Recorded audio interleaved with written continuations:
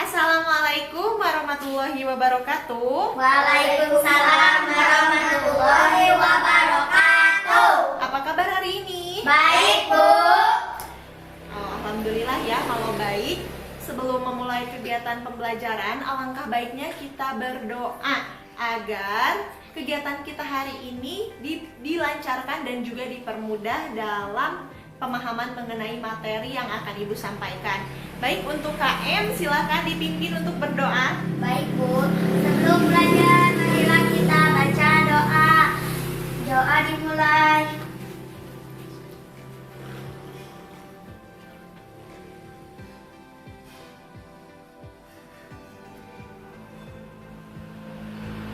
Doa selesai, ucapkan salam. Assalamualaikum warahmatullahi wabarakatuh.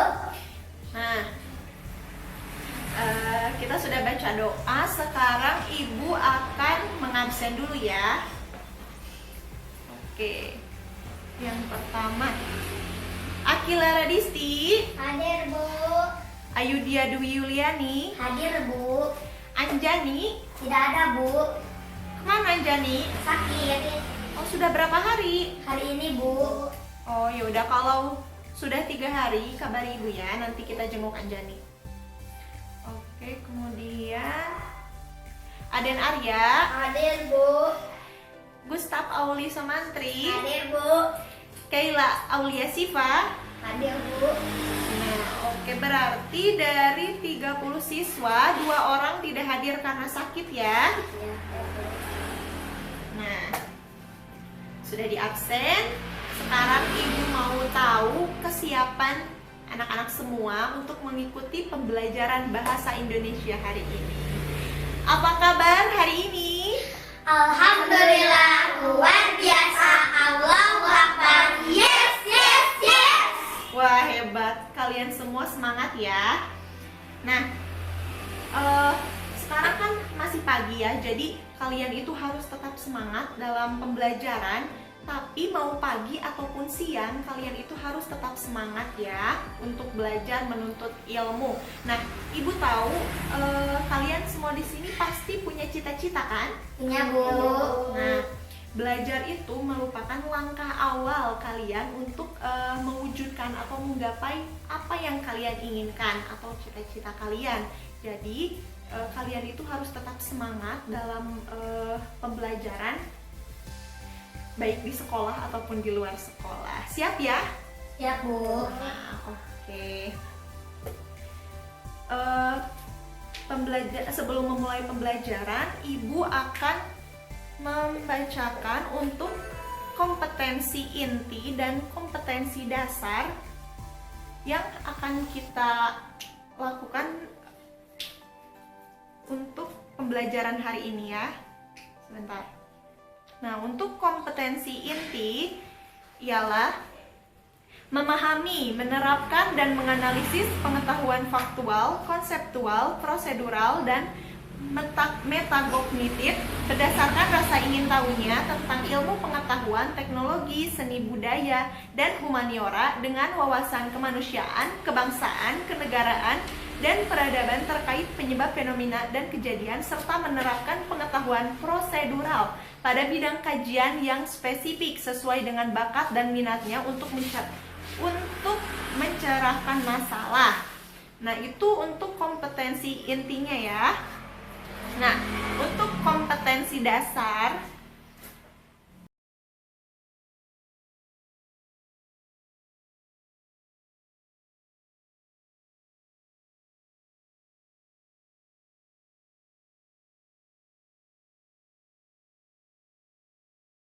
nah, itu untuk kompetensi inti dan kompetensi dasar dalam pembelajaran bahasa Indonesia kali ini. Oke, di sini Ibu akan kalian kan sudah mengetahui ya barusan tentang kompetensi inti dan kompetensi dasarnya. Nah, di sini Ibu akan membacakan sebuah teks yang nanti kalian harus simak dan kalian jawab itu contoh dari teks apa. Siap? Siap, Bu. Nah, Disimak ya, anak-anak. Judulnya membuat nasi goreng spesial. Nah, makanan ini merupakan makanan yang lazim ditemui di masyarakat dengan berbagai varian. Nah, jika ingin mengetahui cara untuk membuat nasi goreng spesial, langkah-langkahnya adalah sebagai berikut.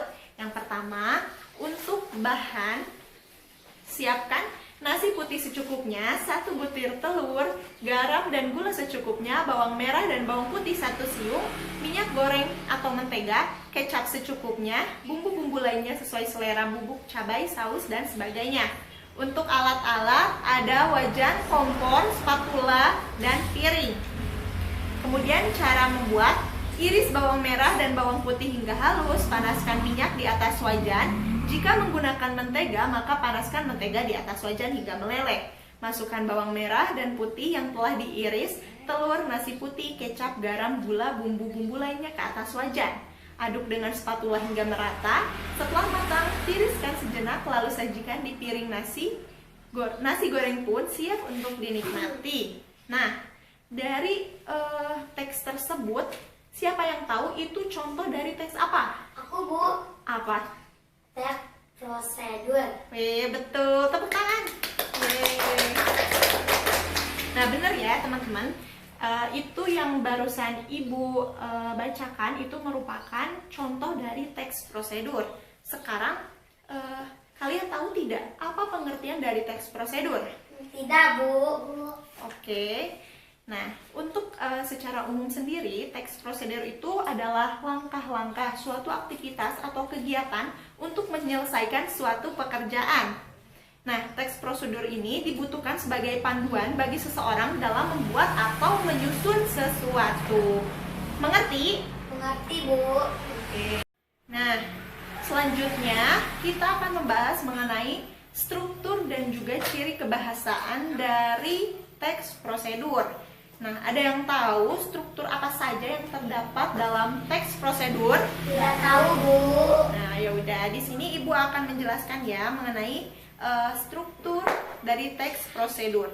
Nah, untuk struktur sendiri itu ada 3 ya, anak-anak. Yang pertama ada tujuan, yang kedua ada langkah-langkah, dan yang terakhir adalah penegasan ulang. Nah, untuk tujuan merupakan pengantar tentang topik yang dijelaskan dalam teks. Nah, jadi tujuan itu berisi tentang topik yang ingin kita angkat atau yang ingin kita pakai dalam sebuah. Nah, yang kedua ada langkah-langkah, yaitu berupa perincian petunjuk yang disarankan kepada pembaca terkait topik yang ditentukan. Dan yang terakhir ada penegasan ulang. Terkait dengan penegasan ulang itu berupa harapan ataupun manfaat apabila petunjuk-petunjuk itu dijelaskan dengan baik. Bisa dipahami? Bisa, Bu. Oke, lanjut ya. Kita ke ciri kebahasaan dari teks prosedur. Nah, untuk ciri kebahasaannya itu ada 5. Yang pertama ada kata kerja imperatif. Nah, dalam teks prosedur itu banyak menggunakan kata kerja yang sifatnya itu imperatif atau perintah ya. Nah, kata kerja itu dibentuk oleh akhiran kan, i, dan juga lah. Nah, contoh misal dalam membuat nasi goreng, pastikan pasti diiringi kata kan. Jadi pastikan membuat dengan 2 telur misalnya. Kemudian ada akhiran i. Akhiran itu misalnya hindari, hindar, dan akhiran i. Hindari penggunaan minyak yang berlebihan. Dan yang kemudian ada lah, akhiran lah, jadilah. Nah, misalnya di teks prosedur pembuatan nasi goreng di akhir itu kita menggunakan kata jadilah nasi goreng spesial. Nah, begitu ya teman-teman. Kemudian untuk ciri kebahasaan yang kedua, yaitu banyak menggunakan kata-kata teknis yang berkaitan dengan topik yang dibahasnya atau kata teknis. Dan yang ketiga ada Konjungsi penjumlahan. Banyak menggunakan konjungsi dan partikel yang bermakna penambahan. Yang keempat, ada pernyataan persuasif, yaitu banyak menggunakan pernyataan yang persuasif ya. Dan yang terakhir, ada deskripsi alat. Apabila prosedur itu berupa resep ataupun petunjuk penggunaan alat, akan digunakan gambaran terperinci tentang benda dan alat yang dipakai, termasuk ukuran, jumlah, dan warna. Nah, teman-teman, anak-anak, ada yang ingin ditanyakan? Ada yang ingin ditanyakan? Tidak, Bu. Oke, berarti semuanya sudah paham ya? Ya, Bu. Nah, nanti kalau dikasih tes, berarti pada bisa ya? Ya, Bu. Nah, karena sudah mengerti untuk pembelajaran kali ini, kita akhiri sampai di sini. Nah, tapi Ibu akan memberikan penugasan untuk minggu depan, yaitu kalian ditugaskan untuk membuat sebuah teks prosedur. Boleh membuat apa saja, misalnya membuat makanan atau langkah-langkah mengerjakan sesuatu atau langkah-langkah membuat sesuatu, itu boleh apa saja. Yang penting teks prosedur yang di dalamnya terdapat struktur dan juga ciri kebahasaan yang tadi ya. Oke, bisa dipahami? Bisa, Bu. Nah, oke. Kita tutup kegiatan pembelajaran kita kali ini dengan pembacaan doa. Silakan untuk KM dipimpin lagi baca doa. Baca doa.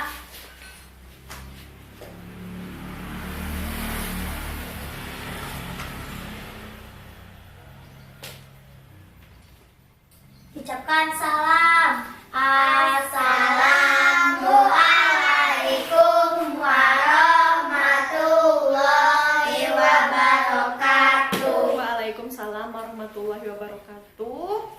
Terima kasih.